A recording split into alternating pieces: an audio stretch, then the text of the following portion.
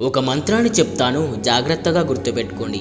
ఈ మంత్రాన్ని సాక్షాత్తు పరమశివుడే వినాయకుడికి రహస్యంగా చెప్పిన నారాయణ మంత్రం. అయితే ఈ మంత్రాన్ని చెప్పే ముందు దాని వెనుకున్న కథ ఏమిటంటే, ఒకానొక సమయంలో దేవతలు మునులు కలిసి ఏ పని చేసినా విఘ్నాలు రాకుండా కొలుచుకోవడానికి ఒక దేవుణ్ణి ప్రసాదించమని వాళ్ళు కోరతారు. అప్పుడు శివుడు వినాయకుడికి కుమారస్వామికి ఈ ముల్లోకాల్లో ఉన్న 300 కోట్ల పుణ్యనదుల్లో స్నానం చేసి ఎవరైతే ముందుగా తిరిగి వస్తారో వాళ్ళే దీనికి అర్హులు అంటాడు. అప్పుడు వెంటనే కుమారస్వామి బయలుదేరి వెళ్ళిపోతాడు. కానీ వినాయకుడు మాత్రం తల్లిదండ్రుల చుట్టూ ఒక మంత్రాన్ని జపిస్తూ ప్రదక్షిణాలు చేస్తాడు. ముల్లోకాల్లో తిరుగుతున్న కుమారస్వామికి ఏ నది వద్ద చూసిన వినాయకుడే తనకంట ముందుగా కనిపిస్తాడు.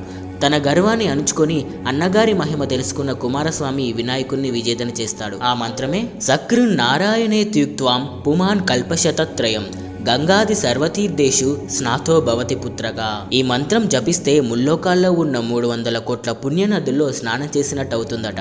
ఈ మంత్రాన్ని